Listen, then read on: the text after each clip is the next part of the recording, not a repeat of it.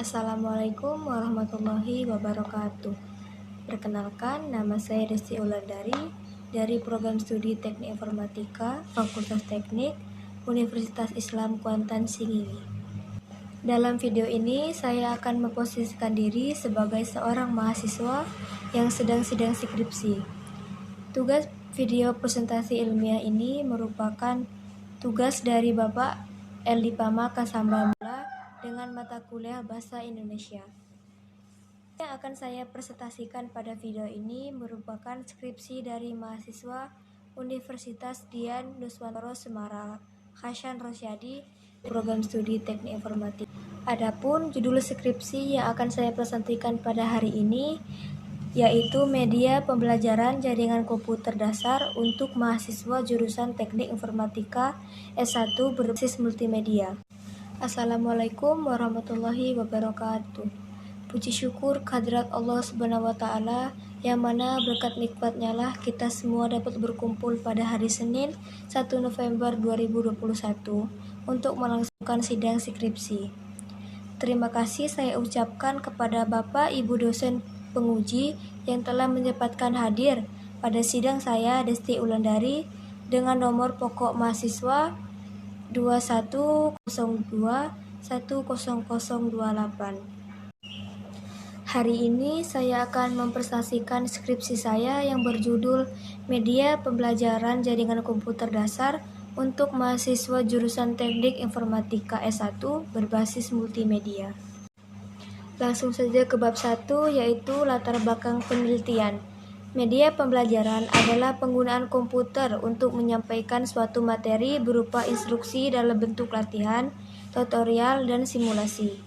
Merupakan mata kuliah wajib untuk memenuhi syarat menempuh mata kuliah lainnya.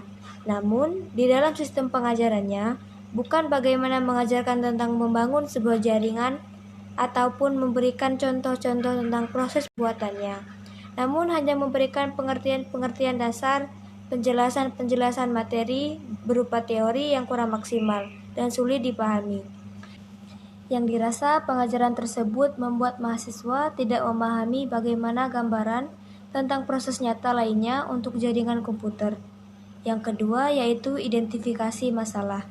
Identifikasi masalah yang pertama yaitu para mahasiswa merasa belum optimal dan kurangnya pemahaman di mata kuliah jaringan komputer dikarenakan sistem mengajar yang membuat mahasiswa jenuh dan keterbatasan sarana dan prasarana serta ruang praktek jaringan komputer yang tidak memadai. Identifikasi masalah yang kedua yaitu cara mengajar yang kurang menarik mengakibatkan sulit dipahami dengan baik oleh mahasiswa.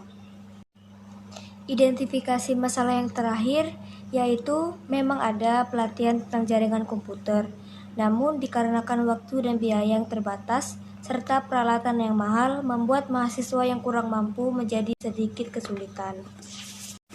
Selanjutnya yaitu rumusan masalah. Rumusan masalah yaitu bagaimana merancang suatu media pembelajaran jaringan komputer dasar untuk mahasiswa jurusan Teknik Informatika S1 berbasis multimedia yang dinamis dan interaktif sehingga diharapkan nantinya dapat membantu dalam pembelajaran mahasiswa dan dosen untuk mata kuliah jaringan komputer. Selanjutnya yaitu tujuan penelitian. Tujuan penelitian ini menghasilkan sebuah media pembelajaran jaringan komputer dasar untuk mahasiswa jurusan Teknik Informatika agar tertarik dan lebih menguasai tentang mata kuliah pembangunan jaringan komputer dasar. Adapun manfaat penelitian yaitu membuat mahasiswa tidak jenuh lagi dengan sistem pengajaran yang ada sekarang dan mahasiswa dapat terpacu lagi untuk meningkatkan nilai di mata kuliah jaringan komputer tersebut. Selanjutnya yaitu bab 2, di mana bab 2 ini membahas tentang analisa dan kebutuhan. Analisa yang pertama yaitu analisa sistem.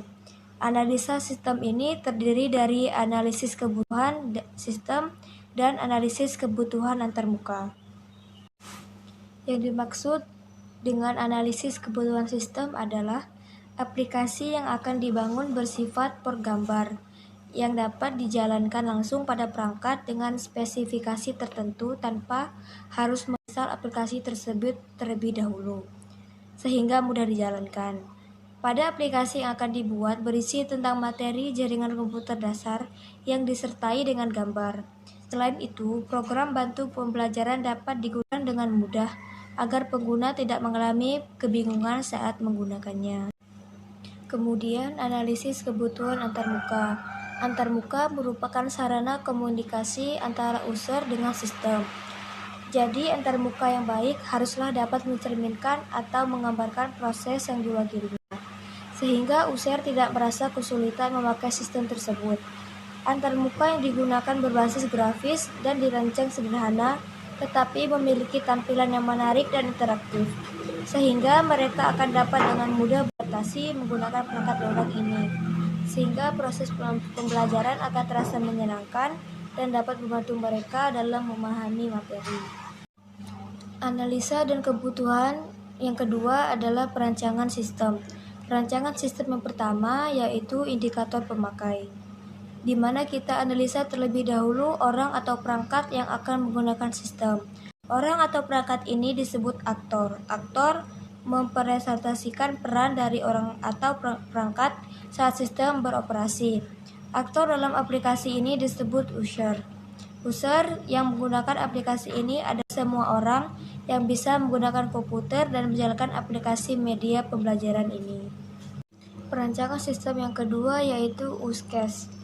User dapat membuka aplikasi, belajar jaringan, belajar jenis jaringan, belajar kabel, belajar LAN, dan melakukan evaluasi materi.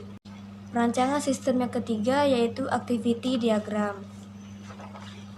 Perancangan sistem yang keempat yaitu perancangan storyboard, di mana untuk merancang tampilan input dan output digunakan storyboard, sehingga dapat diketahui alur tampilan antarmuka dia dengan lebih nyata. Kemudian, papan cerita yang dibuat disesuaikan lagi dengan kebutuhan pengguna. Perancangan sistem yang terakhir yaitu perancangan antarmuka. Perancangan tampilan disesuaikan berdasarkan materinya. Tampilan untuk materi didesain semenarik mungkin. Ini bertujuan agar pengguna tidak merasa bingung dan bosan dengan tampilannya, sehingga pengguna akan merasa nyaman dan mudah dalam memahami materi yang diberikan. Selanjutnya yaitu bab 3, di mana bab 3 ini membahas implementasi dan uji coba. Implementasi yang pertama yaitu menu antarmuka. Implementasi yang kedua yaitu menu jaringan, di mana hubungan antara dua komputer atau lebih yang terhubung dengan media transmisi kabel atau tanpa kabel.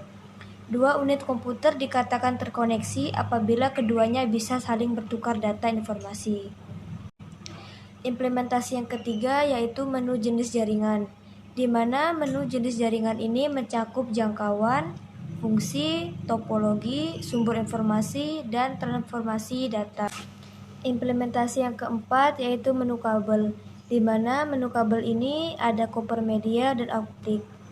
Implementasi yang kelima yaitu menu LAN. Implementasi yang keenam yaitu ada menu evaluasi, dan implementasi yang terakhir yaitu menu keluar. Selanjutnya yaitu uji coba. Pengujian pada dasarnya adalah menemukan serta menghilangkan kesalahan-kesalahan yang ada di dalam sistem atau perangkat lunak. Metode yang digunakan dalam validasi pada tugas akhir ini adalah metode black box. Pada pengujian black box, kita perlu tahu apa yang sesungguhnya terjadi dalam sistem atau perangkat gelap. Karena logikanya tidak diketahui hanya apa yang masuk dan apa yang keluar dari kotak hitam. Yang kita uji adalah masukan serta keluarannya. Artinya, dengan berbagai masukan yang kita berikan, apakah sistem atau perangkat lunak memberikan keluaran seperti yang kita harapkan? Setelah dilakukan proses implementasi dari semua pengujian yang telah dirancang, maka didapatkan kesimpulan bahwa aplikasi telah memenuhi syarat-syarat pengujian, dikarenakan dengan nilai-nilai input yang dimasukkan telah menghasilkan output yang diharapkan sesuai. Selanjutnya yaitu bab 4, kesimpulan. Berdasarkan hasil pembahasan yang sudah saya jelaskan tadi, maka dapat ditarik kesimpulan yaitu yang pertama, aplikasi ini dibuat dengan tampilan yang mudah untuk digunakan sehingga bagi user yang sudah terbiasa. Yang kedua, tampilan aplikasi ini menarik, khususnya materi LAN sehingga dapat menarik minat dari para user untuk menggunakannya, terutama dalam minat belajar jaringan. Kesimpulan yang ketiga, materi yang dibutuhkan oleh user sesuai dengan yang diajarkan. Kesimpulan yang terakhir, secara keseluruhan, aplikasi ini membantu user dalam mempelajari cara mengkrimping sebuah kabel dan menerapkannya pada sebuah jaringan komputer. Demikianlah presentasi skripsi dari saya. Terima kasih atas perhatiannya. Wabillahi taufiq wal hidayah. Wassalamualaikum warahmatullahi wabarakatuh.